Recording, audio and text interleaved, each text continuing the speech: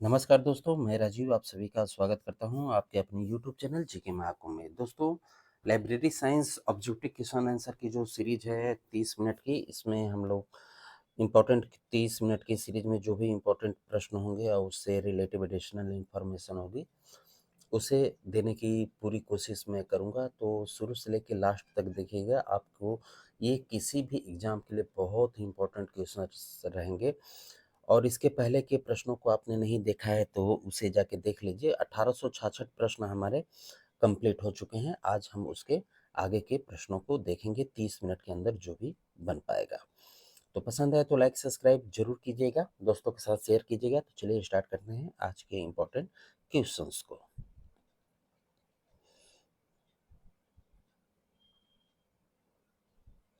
Machine रिट्रीवेबल catalogue यानी कि mark निम्नलिखित में से किसके द्वारा सबसे पहले आरंभ किया गया था? मशीन रिट्रीवेबल कैटलॉग निम्नलिखित में से सबसे पहले किसके द्वारा आरंभ किया गया था?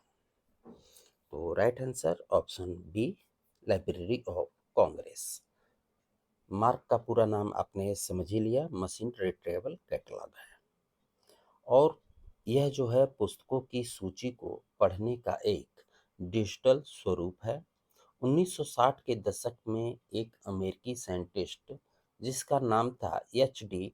अवराम यानी कि हेनरिट डिविसन अवराम था। इनका जन्म जो है 7 अक्टूबर 1919 में हुआ था और इनकी मृत्यु जो है 22 अप्रैल 2006 को हुआ था। मार्क को विकसित किया गया था इनके द्वारा। और 1966 में मार्क वन परियोजना लाइब्रेरी ऑफ कांग्रेस के द्वारा प्रारंभ की गई थी। मार्क अभिलेखों का खंड सदर्शक, निर्देशिका और चर होता है। आगे देखते हैं। अगला प्रश्न हमारा कह रहा है कि सीसीएफ का प्रथम संस्करण किस वर्ष प्रकाशित हुआ?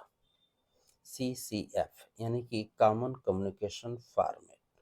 और ये जो है एक ग्रंथ सूची बनाने और सूचना एजेंसी और पुस्तकालयों के समूहों के बीच अभिलेखों को आदान प्रदान करने के लिए एक संरचना का प्रारूप है। ठीक है, किस वर्ष प्रारंभ किया गया था बताइए।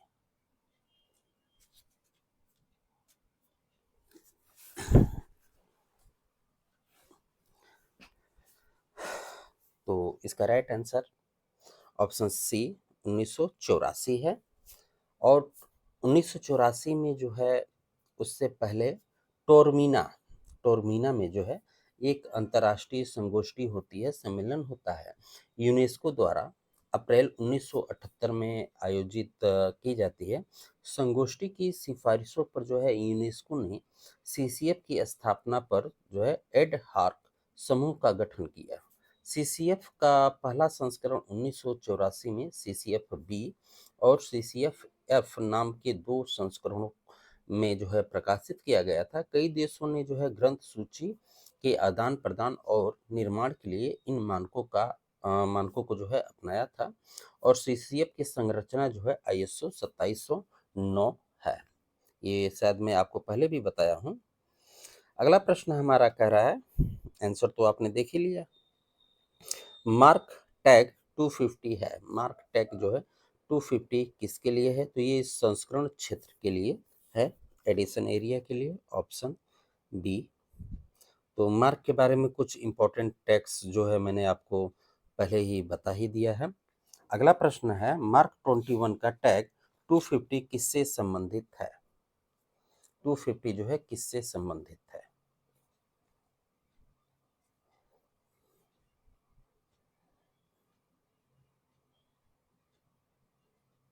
तो ये जो है एडिशन से रिलेटिव है, ऑप्शन ए। आगे देखते हैं। और यहाँ पे मैंने आपको कुछ टैग जो है दे दिया है, इसे आप देख लीजिएगा एक बार। चलिए अगला प्रश्न देखते हैं। आरडीए का पूरा नाम बताइए। आरडीए का पूरा नाम।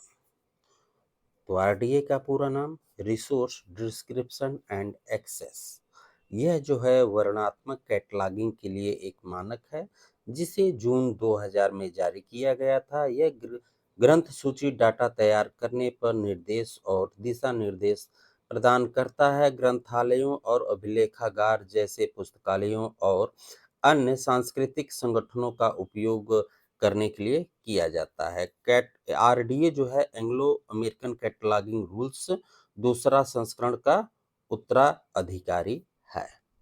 ठीक है, तो इसका राइट आंसर ऑप्शन सी। आगे देखते हैं। अगला प्रश्न हमारा कह रहा है कि मार्क रिकॉर्ड की सामग्री कितने चरों में विभाजित होती है? तो 2 चरों में विभाजित होती है। Option B. मार्क जो है रिकॉर्ड में डाटा को चर क्षेत्रों में व्यवस्थित किया जाता है। प्रत्येक को जो है 3 वर्ण संख्यात्मक टैग द्वारा पहचान किया जाता है। जो क्षेत्र के लिए निर्देशिका प्रविष्टि संहिता होता है। चर क्षेत्र जो है 2 प्रकार के होते हैं। कौन कौन से?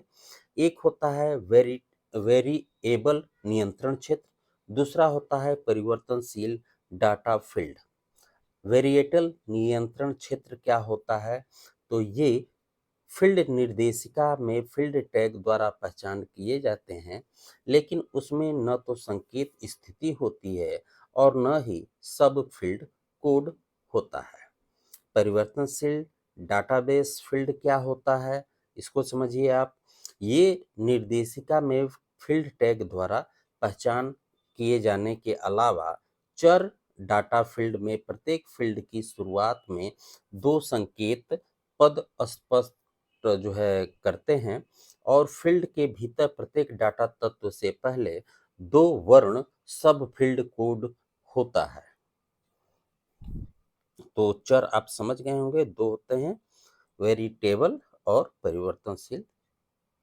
आगे देखते हैं। अगला प्रश्न हमारा कह रहा है कि मार्क 1 का पायलट प्रोजेक्ट किस वर्ष शुरू किया गया था? तो ये तो बहुत आसान क्वेश्चन है, 1966 में। इसे कुछ ज़्यादा बताने की जरूरत है नहीं, पहले भी मैं आपको बता दिया हूँ। आगे देखते हैं। अगला प्रश्न हमारा कह रहा है कि इंटरनेशनल सीरियल्स डाटा सिस्टम की स्थापना 1971 में द्वारा की गई थी। किसके द्वारा की गई थी? क्वेश्चंस यही पूछ रहा है 1971 में। तो ISDS यानी कि इंटरनेशनल सीरियल्स डाटा सिस्टम की स्थापना 1971 में यूनेस्को के द्वारा शुरू की गई थी। ओ सॉरी दोस्तों, यूनेस्को, टाइपिंग मिस्टेक है थोड़ा यहाँ पे। यूनेस्को के द्वारा शुरू की गई थी। अगला प्रश्न।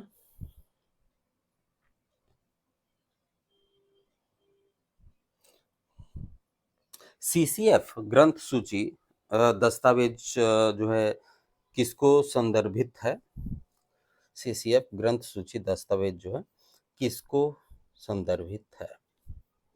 तो डाटा हस्तांतरण और डाटा क्षतिपूर्ति के मानक टैग के लिए है, यानी कि कॉमन कम्युनिकेशन फॉर्मेट इसका पूरा नाम है। और यूनेस्को द्वारा 78 में सामान्य सूचना कार्यक्रम के अंतर्गत किया गया था। इसका प्रथम संस्करण 1984 में पीटर मिन्स और एलन हॉपकिंस के संपादन के तहत जो है प्रकाशित हुआ था। इसका द्वितीय संस्करण जो है 1988 में आया और तृतीय संस्करण जो है 92 में 2 भागों में CCF बी, ठीक है, यानी कि बिब्लियोग्राफी डाटा, और CCF एफ आया में प्रकाशित किया गया था। ठीक है, इसमें जो है 4 भाग होते हैं। अभिलेख पट्टी यानी कि रिकॉर्ड टेबल, और निर्देशिका यानी कि डायरेक्टरी, डाटा क्षेत्र यानी कि डाटा फील्ड, अभिलेख पृथकता यानी कि रिकॉर्ड्स के बारे में था। आगे देखते हैं। अगला प्रश्न हमारा कह रहा है कि मार्क 21 में विषय पहुंच क्षेत्र है 600, ऑप्शन सी। अगला प्रश्न है FRBR का आशय है, FRBR का आशय है, यानी कि इसका नाम पूछ रहा है आपसे। Right answer option C, functional requirements for bibliography records, ठीक है। और 1998 में इफ्ला यानी कि International Federation of Library Association and Institution की सिफारिशों के फलस्वरूप इसे गठित किया गया था। आगे देखते हैं। अगला प्रश्न हमारा है आईएसबीडी तथा कैटलॉगिंग कोडों के बीच क्या संबंध है? What is the relationship between ISBD and cataloguing codes? Right answer option D, ISBD cataloguing नियमों का प्रतिस्थापन कर सकता है, ठीक है, ऑप्शन डी। आगे देखते हैं। अगला प्रश्न हमारा कह रहा है कि किसी कैटलॉगिंग कोड ने आईएसबीडी का पहली बार प्रयोग किया। तो right answer option B, AACR second. अगला प्रश्न, सीसीएफ का ढांचा डैश पर आधारित होता है। ये क्वेश्चंस मैंने बताया ही आपको, आईएसओ 2709, ऑप्शन डी। अगला प्रश्न है सीसीएफ संरचना आधारित है। क्वेश्चंस देखिए वही है, लेकिन थोड़ा सा प्रारूप चेंज होता है। तो 2709 ही है, आईएसओ 2709। अगला प्रश्न है एफआरबीआर की संरचना से संदर्भित प्रयोक्ता कार्यों का सही अनुक्रम पहचान करें। सही पहचान करना है तो खोज, पहचान, चयन और प्राप्ति, ठीक है, खोज, पहचान, चयन और प्राप्ति, ऑप्शन बी। आगे देखते हैं। अगला प्रश्न हमारा है मार्क प्रारूप में 490 टैग दर्शाता है। 490 टैग जो है किसको दर्शाता है? तो ये सीरीज स्टेटमेंट को दर्शाता है, श्रेणी विधान को दर्शाता है, ऑप्शन डी। अगला प्रश्न है मार्क के अंतर्गत शब्द या अभिलेखों के संग्रह को निम्न में से क्या कहते हैं? मार्क के अंतर्गत शब्दों, टर्म्स या अभिलेख के संग्रह को क्या कहते हैं?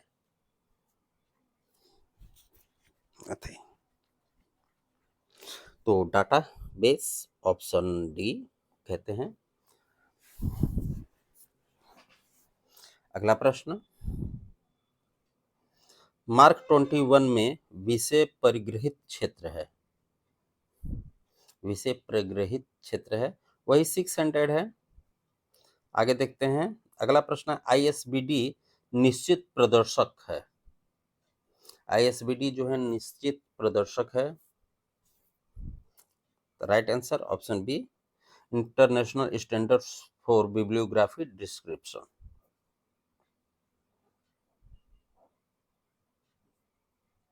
अगला प्रश्न, सीसीएफ द्वारा विकसित किया गया था। सीसीएफ जो है किसके द्वारा विकसित किया गया था? तो यूनेस्को के द्वारा, ऑप्शन बी। अगला प्रश्न, मार्क 21 में इनमें से किस स्थान में डीडीसी संख्या होती है? डीडीसी संख्या होती है तो 082, ऑप्शन सी। इसमें जो है मार्क 21 में जो है 050 में लाइब्रेरी ऑफ कांग्रेस का नंबर होता है। 080 में जो है 080 जो दिया है यूनिवर्सल डेसिमल क्लासिफिकेशन नंबर्स होते हैं। 82 में जो है डेविड डेसिमल क्लासिफिकेशन नंबर्स होता है। और जो है 84 में जो है अदर क्लासिफिकेशन नंबर होता है। आगे देखते हैं। अगला प्रश्न है इनमें से क्या मार्क अभिलेख का एक खंड नहीं है? नहीं पूछ रहा है, तो चर जो है नहीं है, बाकी संदर्शक होता है, निर्देशिका चर होता है, आपको शुरू में ही बताया था पहले ही। आगे देखते हैं। अगला प्रश्न है एफआरबीआर संरचना द्वारा समर्थित उपयोगकर्ता कार्यों का सही क्रम जो है पहचान करना है इसमें। तो खोजे, पहचाने, चुने और प्राप्त करें, ऑप्शन बी होगा। आगे देखते हैं, अगला प्रश्न है, मार्क 21 में 300 क्या इंगित करता है? मार्क 21 में जो है 300 क्या इंगित करता है? तो भौतिक विवरण करता है। अगला प्रश्न है, मार्क 21 में 250 जो है क्या इंगित करता है? 250 क्या इंगित करता है? तो संस्करण कथन, ऑप्शन ए। अगला प्रश्न है, ग्रंथ परक रिकॉर्ड के लिए सीसीएफ संकेत करता है। सीसीएफ जो है क्या संकेत करता है? इसमें जो है कूट दिया हुआ है, इसे देखिए। तो जो है डाटा परिवर्तन और डाटा को पहचान के लिए जो है मानक टैग, ऑप्शन ए और 3 हो जाएगा। राइट आंसर ऑप्शन ए में है। अगला प्रश्न, निम्नलिखित बिब्लियोग्राफी मानकों का उनके विकास के वर्ष के अनुसार रखिए। अनुसार जो है रखना है सीक्वेंस वाइज। तो यहाँ जो है राइट आंसर मैंने नहीं दिया है जानबूझ के, ताकि आप थोड़ा सा कंफ्यूज हो, और यहाँ पे टोटल वर्ष अकॉर्डिंग मैंने रख दिया है, आप इसे देख लीजिएगा। अगला प्रश्न है, FRBR मॉडल के 4 तत्व कौन कौन से हैं? FRBR मॉडल के जो है 4 तत्व जो है कौन कौन से हैं?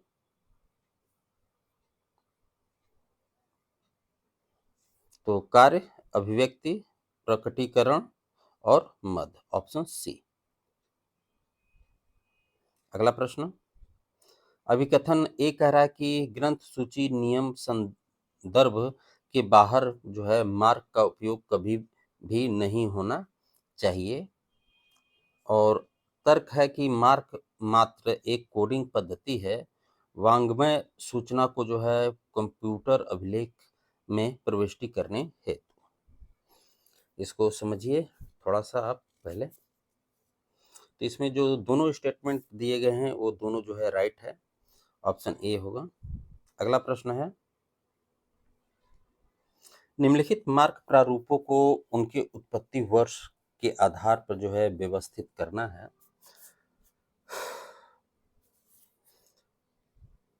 बताइए। तो मार्क जो है 60 के दशक में आया, कैनेडियन मार्क जो है, ठीक है, यूएस मार्क, इसके अकॉर्डिंग जो है इसे समझिए, और इसका राइट आंसर, तो इसका राइट आंसर ऑप्शन सी है। इसमें थोड़ा सा टाइपिंग मिस्टेक मुझे लग रहा है। सबसे पहले जो है 3 आएगा, सबसे पहले 3 आएगा, यानी कि एलसी मार्क आएगा, ठीक है।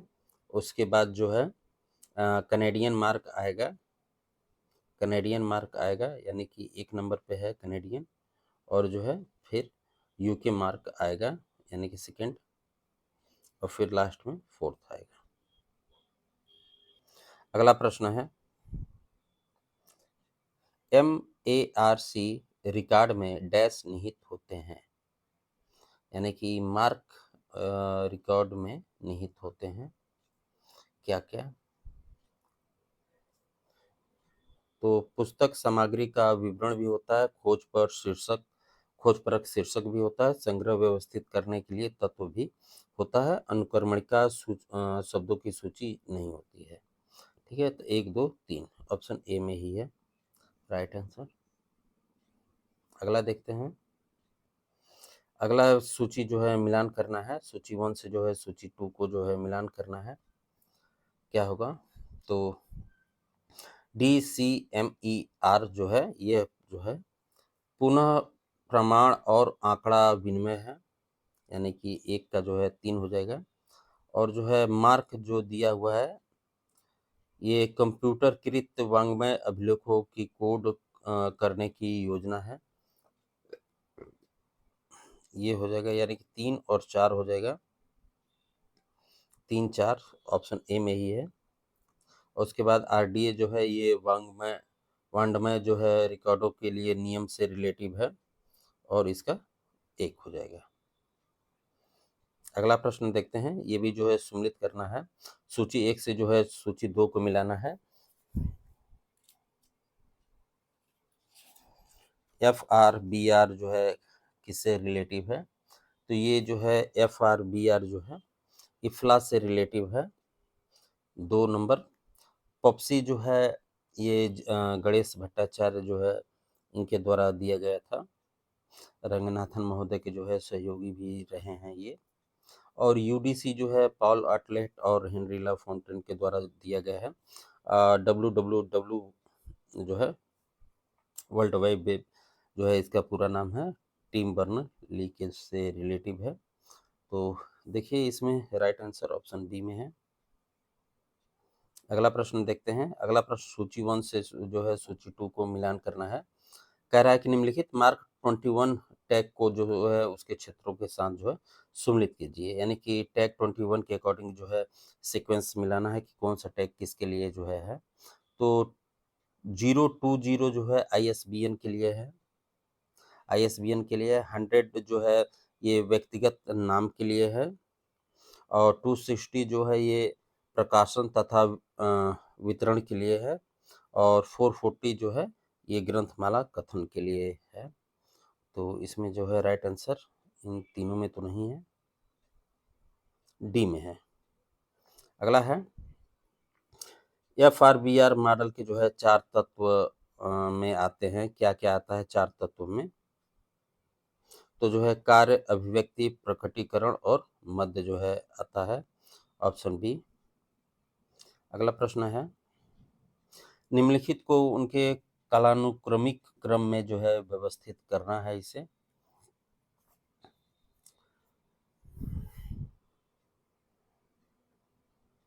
तो ये भी रॉन्ग क्वेश्चन है, ये भी रॉन्ग क्वेश्चन है। राइट आंसर जो है इसका, इसमें मैंने जो है कुछ भी नहीं डाला है, ये क्वेश्चन जो है रॉन्ग है। क्योंकि देखिए यूनिमार्क जो है इसे आपको समझना पड़ेगा। यूनिमार्क का विकास जो है 1997 में, सॉरी 1977, यूनिमार्क जो है 1977। एफआरबीआर जो है 1998 है, 1998 है। और जो है मार्क 21 जो है ये 1999 है, 1999 है। और ONIX4 बुक्स जो है ये 2000 है। तो इसमें जो राइट आंसर है इसका कुछ भी नहीं है, ये जानबूझ के प्रश्न जो है दिया गया है ताकि आप कंफ्यूज हों। आगे देखते हैं। अभिकथन दिया गया है कि RFAD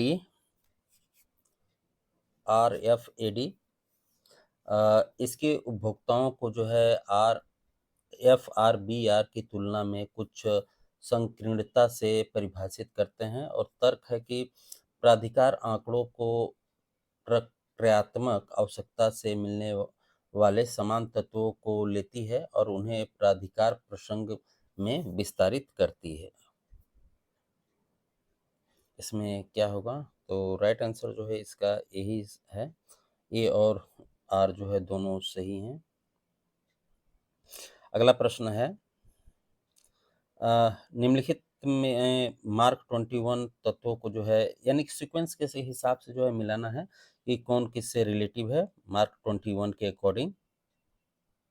ये तो बहुत इस तरीके के प्रश्न में अगर 2 क्वेश्चंस भी आपको आते हैं तो जो है आप आसानी से कर ले जाएंगे। तो 100 जो दिया गया है, ये 100 जो दिया गया है ये व्यक्तिगत मुख्य प्रविष्टि है, ठीक है, व्यक्तिगत मुख्य प्रविष्टि यानी कि ऑप्शन ए है।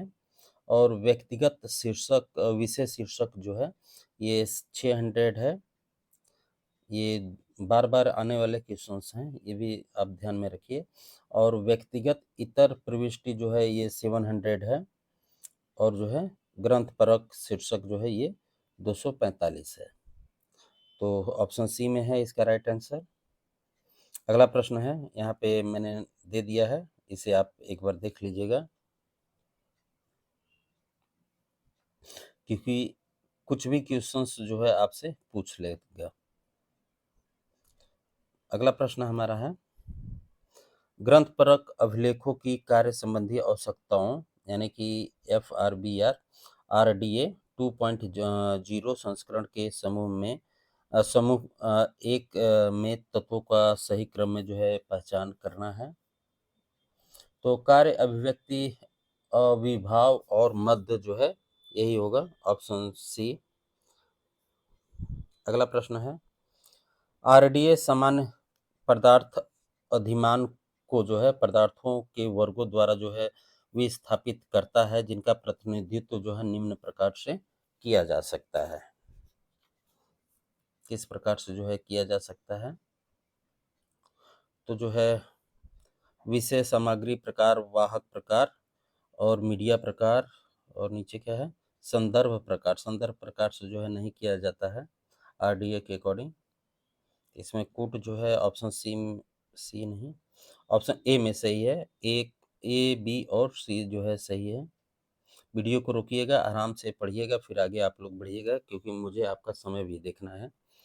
अगला प्रश्न है, उपयुक्तता कार्यों की जो है सही श्रृंखला की पहचान करिए जो FRBR और RDA 2.0 संस्करण की संरचना द्वारा जो है समर्थित है। तो खोज, पहचान, चयन और प्राप्ति, ऑप्शन बी। अगला प्रश्न कह रहा है, अभिकथन है कि सूचना की वैश्विक हिस्सेदारी में FRBR एक बहुत ही महत्वपूर्ण घटनाक्रम है। FRBR कई भिन्न भिन्न व्याख्याओं अथवा अभिव्यक्तियों के बीच जो है संबंध को रेखित करता है। आराम से इसे देखिए, समझिए। तो ये जो है दोनों स्टेटमेंट जो है सही है, ऑप्शन ए। अगला प्रश्न है, निम्नलिखित को जो है सीक्वेंस से लगाना है, यानी कि कब किसकी स्थापना की गई थी। तो इसे आप वीडियो को रोकिए, फिर देखिए, मैं सीधा इसका राइट आंसर जो है आपको बता रहा हूँ। तो ऑप्शन बी में है, ठीक है। पहले जो है मार्क आएगा, फिर जो है ISBD आएगा, फिर जो है CCF आएगा, और फिर जो है RDA आएगा। अब सन मैंने आपको कई बार बता दिया है, ठीक है। चलिए फिर बता ही दे रहा हूँ। मार्क जो है 71 है, मार्क 2199 है, ISBD जो है 1977 है, CCF जो है 84 है, सेकेंड एडिशन 88 है, ठीक है। RDA जो है 2010 है, जून में। अगला प्रश्न है, निम्नलिखित को सुमेलित करिए। सूची 1 से जो है सूची 2 को जो है इसमें मिलाना है। सूची 1 को जो है सूची 2 से मिलाना है। तो ये वर्णनात्मक मेटा डाटा जो है, यानी कि डिस्क्रिप्टिव मेटा डाटा जो है, ये मार्क से रिलेटिव है, मार्क से रिलेटिव है। तो 4 जो है 2 में दिख रहा है, 3 में दिख रहा है, ये बी जो है काट दीजिए आप। और उसके बाद जो है संरचनात्मक मेटा डाटा जो है ये EAD से है, EAD से है, यानी कि बी का 2। इसके बाद 2 है,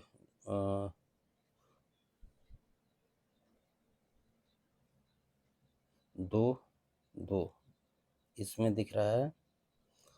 2 आंसर बचे, और फिर जो है एडमिनिस्ट्रेटिव मेटा डाटा, यानी कि प्रशासनिक मेटा डाटा जो है ये MOA2 से रिलेटिव है, यानी कि 3 नंबर।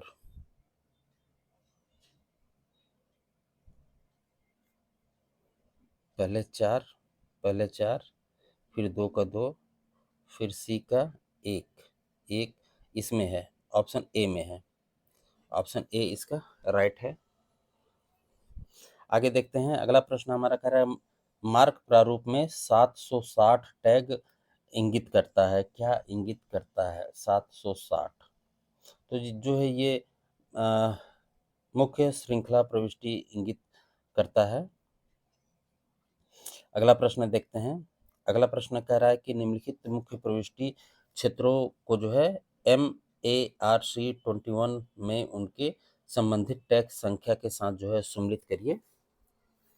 सम्मिलित इसमें करना है। तो 100 आपको बताया है कि ये व्यक्तिक नाम से रिलेटिव है, व्यक्तिक नाम से रिलेटिव है, तो ये 3 पे आ जाएगा।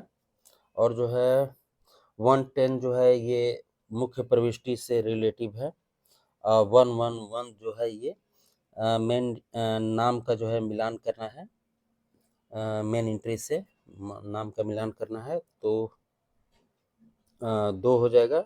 और 130 जो है मुख्य प्रविष्टि एक एक समान शीर्षक से रिलेटिव है। तो देखिए इसको जो है, तो इसमें जो है राइट आंसर इसका ए ही होगा। तो दोस्तों जो है 30 मिनट हमारे जो है ख़त्म हुए। इससे ज़्यादा मैं आपका समय नहीं चाहता हूँ। आपने यहाँ तक देखा उसके लिए बहुत ही आभार आप सभी का। तो पसंद आया हो, सीरीज़ अच्छी लग रही हो आपको, तो पूरा वीडियो जो है शुरू से लेकर लास्ट तक जितने भी वीडियो मैंने डाल रखे हैं, आरपीएससी लाइब्रेरियन की प्लेलिस्ट है, वहाँ से आप इसे जाके देख सकते हैं। वन लाइनर क्वेश्चन आंसर भी है, काफ़ी सारे स्टडी मटेरियल हैं लाइब्रेरी के, आप उसे ज़रूर देखिए। तो मिलते हैं अगले वीडियो में, ख्याल रखिए, धन्यवाद।